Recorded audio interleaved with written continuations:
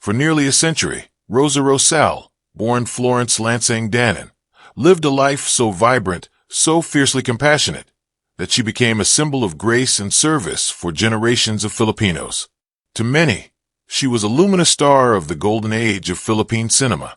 To countless others, she was the comforting hand of the Philippine Red Cross, the woman who spoke softly on television, yet fought loudly for those who had nothing.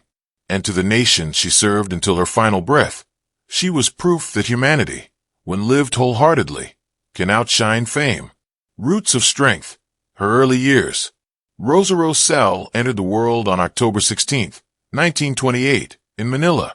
Her mother, Gloria Lansang, hailed from Santa Rita, Pampanga, while her father, Julio Danon, carried the blood of both France and Egypt. Creativity and charisma were already part of her heritage. Her half-brother, Don Danon, once served as a stand-in for Hollywood icon Rudolph Valentino. But her childhood unfolded against the harsh backdrop of World War II. During the Japanese occupation, Rosal worked as a newscaster for a Japanese-run radio station. It was a perilous time, yet Rosa's voice remained steady, revealing a glimpse of the courage she would display throughout her life. After liberation, she tried to rebuild quietly. While working part-time at San Lazaro Hospital, an unexpected encounter changed everything. Passing by a film set, she caught the attention of producer Luis Nolasco, who saw in her a spark worthy of the screen. Soon, she signed with the Nolasco Brothers studio, and Florence Danon was transformed into Rosa Rosal, a name blossoming from the Tagalog words for rose and gardenia. Rising to stardom, the Golden Age of Philippine cinema. Her acting debut came in Fort Santiago, 1946. Audiences soon saw the magnetism that had captivated her first producer. In Camagong, 1947, opposite Leopoldo Salcedo, she delivered a breakthrough performance that attracted the attention of LVN Pictures. Under Dona Sisong de Leon, Rosa stepped into her first starring role in Biglang Yaman, 1949. The 1950s cemented her legacy. She thrived in grand costume dramas like Principe Amantes a Rubatania, but her most powerful performances emerged from deeply human, neorealist films. Anegdalita, 1956, Bajeo, 1957, and Bayaring Lupa, 1959, the film she considered her finest work. President Ramon Magsaysay himself recognized her moving portrayal in Anegdalita. Awards soon followed. She earned the FAMA's Best Actress Award in 1955 for Sunny Boy, and multiple other nominations throughout her career. But Rosa was more than a dramatic actress. She was fearless. In an era of conservative standards, she took on daring roles that demanded vulnerability, boldness, and complexity. Yet despite the dazzling world she inhabited, her real life remained grounded and private. She quietly studied business administration at night school, earning her degree in 1954. She married briefly in 1957 to American pilot Walter Gaeta and had a daughter, Toni Rose, who later became a beloved television host. Entering every home, her television legacy. By the 1960s, Rosa Rosal had embraced television with the same grace she had brought to film. She became a familiar face in Balinata, a drama series led by Cecile Guido Alvarez. In the 1970s, she brought warmth and humor to Filipino households through the family sitcom I and Ong Misis Ko. She also participated in politically charged cinema, most notably Sakata, 1976, a courageous film banned during the Marcos regime. She had conquered screens of all sizes, but another calling was about to define her even further.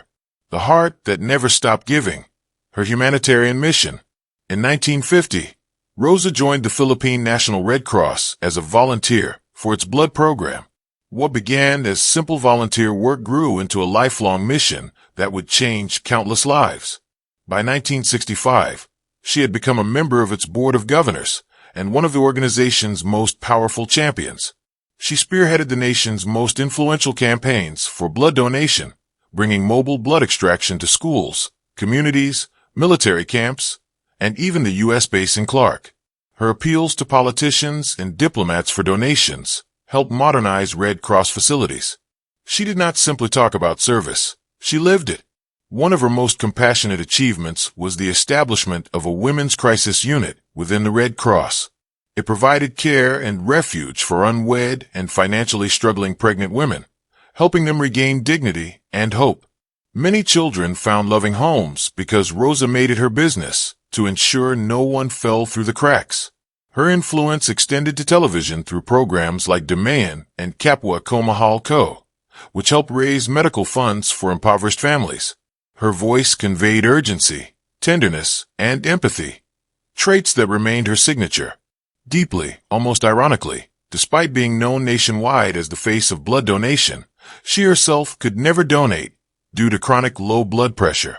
Still, she gave something far more precious than blood: her time, her advocacy, her soul. Honors befitting a life of service. Rosa's humanitarian work earned her some of the highest accolades in the Philippines and beyond. In 1999, she received the Ramon Magsaysay Award for Public Service, honoring her lifetime of voluntary work. In 2006, President Gloria Macapagal Arroyo awarded her the Order of the Golden Heart, Grand Cross rank. In 2008, she was honored with the Adang Fernando Lifetime Achievement Award at the PMPC Star Awards for TV.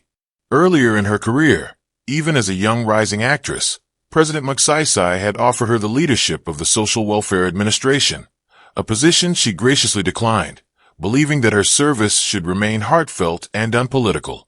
Each award reflected the same truth. Rosa Rosal embodied compassionate service. A nation's beloved, the final years. As she aged, Rosa remained a gentle yet powerful presence in Philippine life. Her legacy was frequently celebrated, her stories retold, her influence woven deeply into Filipino culture.